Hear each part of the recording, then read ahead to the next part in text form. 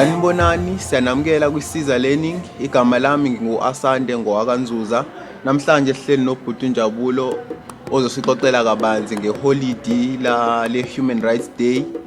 Lamhla ka-21 kuMarch ukuthi leli holidi lingani futhi leli holidi lichazani. Bhuti Njabulo sikwamukele futhi kwiSiza Learning. Uma mhlawumbe ungaqala ngokuthi uzichaze ukuthi wena ngubani, wakabani, uqhamuka kuyiphi organization. Ngibonge kakhulu for ithuba ngibingelele ababukeli emakhaya. Mina ngujubode seshilo ke ngunjabulo wakaTukani.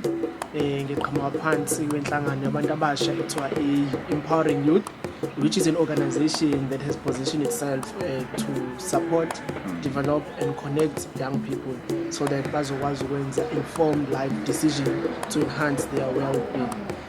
So I'm a youth activist at heart.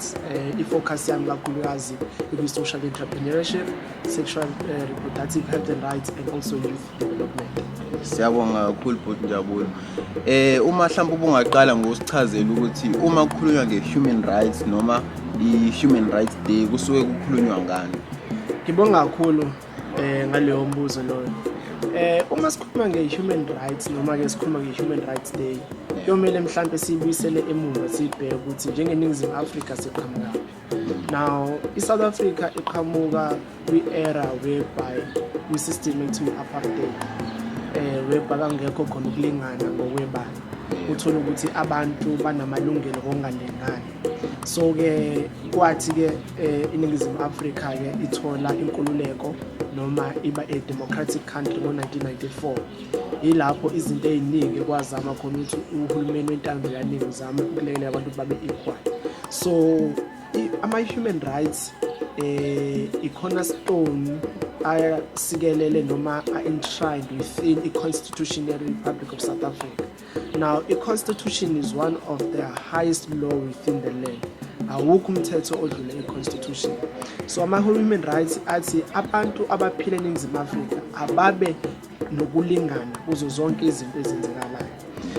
Abakwazi ukuthola ingqalazindi ezibalulekile, particularly like water, sanitation, safety nazo zonke lezo zinto. So uma ke sikhuluma about human rights day, ilapho sireflecta khona ukuthi abantu emuva noma post pre-1994 babenganamalungelo. Now after 1994 besabe namalungelo, it's whereby now sibungaza lolu suku because kakhona isikhathi whereby kakhona ilaw ethiwa i-Don't Pass Law, whereby umuntu eNingizimu Afrika bengakwazi ukuhamba emgaqweni without ukuphatha ipasi Don't Pass. And we need to acknowledge the role abantu besifazane abayidlala in liberating our country and becoming a democratic country, because it was abantu besifazane who led a march to the Union Building to uhulumeni wobandlululo to say that enough is enough. Asifuni ukuhamba siphathe Don't Pass wherever we go. We feel that we need to have equal rights and have a freedom of movement. Ingako namhlanje we have what we call a Bill of Rights, our constitution, lapho kuveza noma kunatshwa khona bonke amalungelo mina nawe nombuyele ekhaya anawo. For example, sisingasho ukuthi we have rights to have right for freedom of expression. Ngingakhuluma into engifisa ukuyikhuluma without ukusaba noma without ukudetainer. I have rights to life. Chaza ukuthi akekho umuntu ongazivele nje asuke azongibulala ozothatha impilo yami.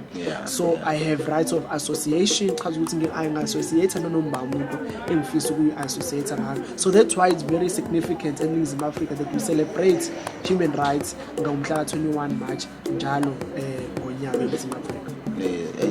Wayichaza kahle bhuti Njabulo, iyazwakala lento. Uke wathinta ukubungaza wona ama-rights lawa.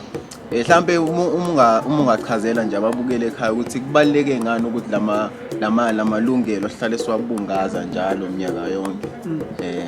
Ngibonge kakhulu. Engicabanga ukuthi kungani kubalulekile that we remind ourselves about the human rights day noma why ukuthi si celebrate is so that the next generation can firstly acknowledge ukuthi siphuma. in us acknowledging this Puma, we then need to say, when we're going forward, how do we value the rights that we have? Because now our rights, there is a thing that comes with irresponsibility. Yeah. Now, our rights, our harm, water, irresponsibility, meaning that me and you have a responsibility to ensure that we make those rights work as much as uhulumeni noma government in Africa has the mandate to ensure which our violating amalungelo abantu abahlala eNingizimu Africa. So the issue of celebrating is basically reminding us siphumaphi and where do you want to go, because we are saying noma if sibheka it's not ukuthi wonke amalungelo akhona bayakwazi ukuwagcina noma ugovernment akwazi ukuwagcina. Some they are not abakawagcini, but there's progress ekhona. And to remind government, we need, as abantu who are activists, to remind government that we have rights that they need goodbye delivered to us. But parallel to this, not as abahlali baseNingizimu Africa, we have a responsibility. If there is a right to water, we have a right to water, and that's our human basic right. Because what's my responsibility now is to ensure how do we preserve lawa manzi. As well as lawa manzi, how do we ensure that lawa manzi akhona we also pay for it, because it's also a service that needs to be paid for. So that is a so that's why our rights are common and responsibility in that way. So that's why we celebrate, so that we acknowledge, we also use it as an exercise to see how far are we in keeping those rights, because sure there are rights that have been violated, particularly within the discourse of COVID-19. So in terms of also in terms of dignity, sanitation, there are people who do not have proper dignified sanitation. We will recall in Cape Town whereby abantu abasebenzisa bucket system, but abantu refused because they know what is needed, no matter what is due to them, that needs to be provided by our government of the day. So that's why we have this day, to remind ourselves, to check how far are we, and also use it as a day to reflect. Where do we want to go? Because it's something that we as a collective, as a country, need to work together, not what's in the umuntu oyedwa. Ichaza kahle Punjabulo. Ngiyayithanda lo ichaza yama rights nama responsibility ayo. Wena ngokwakho ngizoye uthinta nona nama rights uthi kwesinye isikhathi thothi aya violate ngandlela thize. Wena ngokwakho nje, which is the most violated human rights in your own opinion? I think on my own opinion, the most violated human rights, particularly, it would be the right to shelter. You find that there are people who do not have land with back. We are finding people abahlezi imkhukhu, abahlezi kwizindlu that does not have dignity. When we talk about human dignity, it starts there. Ukuthi impilo noma indlu yomuntu ahlala kuyona, sanitation ayisebenzisayo, lo muntu unayo access to water. Njengoba sikhuluma namhlanje, because in this very same municipality, there are people who do not have water running in their taps. That's a violation of a basic human rights. It's been years, not uthi into namhlanje, it's been years abantu abanawo amanzi, and we are saying we are in 28 years into democracy, but we are failing to meet a basic human rights. So it's things like this, rights violation, and also rights to education. There are schools whereby they are still learning under trees.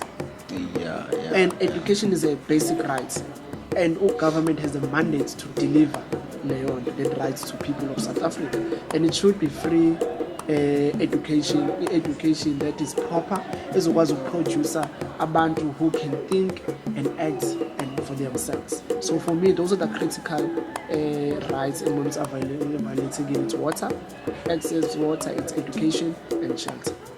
Ngiyabuzwa futhi Jabulo.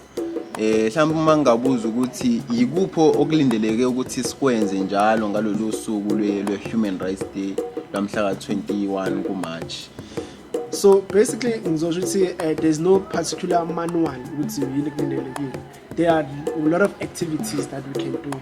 Mhlawumbe to make umzekelo, others would go on emgaqweni and do demonstration of a march which resemble into eyenziwa omama ngesikhathi be-union building. So abanye bathola ukuthi benza ama-workshop like the one we have today bezoxoxa kabanzi in terms of the human rights, in terms of the Bill of Rights, the Constitution. Is it really representing us black people?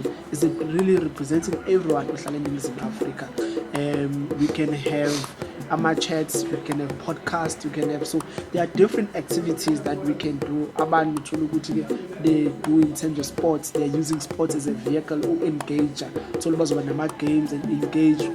Qala ukuthi they didn't have opportunities of engaging in sport like this, so abanye bayithola. So kuningi mhlambe esingayithola abanye uthola bebhala ama-articles beveza their own opinions abanye. So there are different things that we can do in commemorating noma ukubungaza losuku le-Human Rights Day.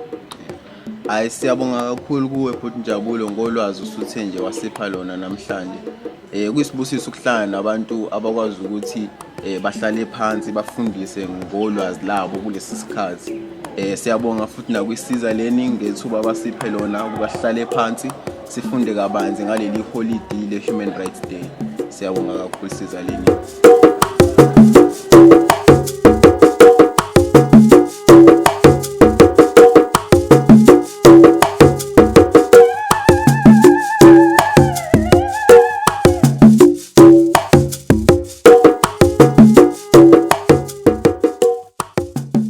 Sanibonani, igama lami nguMbalenhle Isibongo kaMkhize, ngiqhamuka from i-organization eyaziwa ngo-DDP, ku-Democracy Development Program.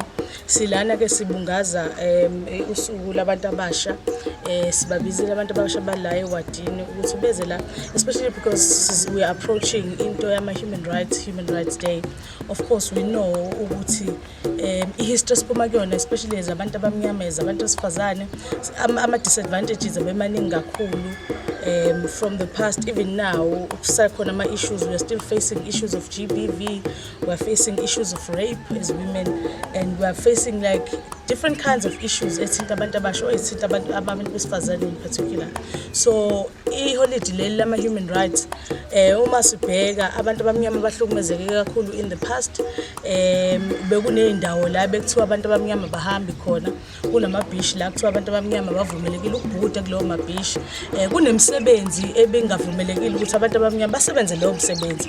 So kuningi-ke bekwenzeka in the past. Sayibona-ke i-revolution yenzeka, sababona-ke different kinds of organizations be-organizer belwela amalungelo abantu in the past, okusilidele to 1994 where we had our first democratic elections la khona kwa-image-ke the ANC as the leading party. Of course akhona-ke different kinds of political parties asakhona namanje amelela abantu ngey'nhlaka ehlukahlukene. So sathi-ke uma kuvotwa-ke kwabe kungena kwi-system of democracy, lapho-ke abantu abavumelekile, there is the freedom of speech, different kinds of rights akhona la abantu abethi masingena kwi-democracy la they acquired those rights.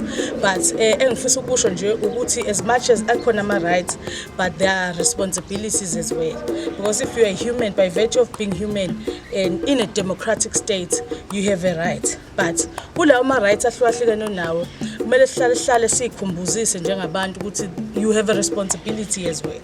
We have a right to access to education, but you have a responsibility as well to ensure that you go to school, you study. You have a right to shelter or housing, but it's your responsibility as well to ensure that you safeguard lo muzi onikwe wena, and you take care of ama-resources akhona la.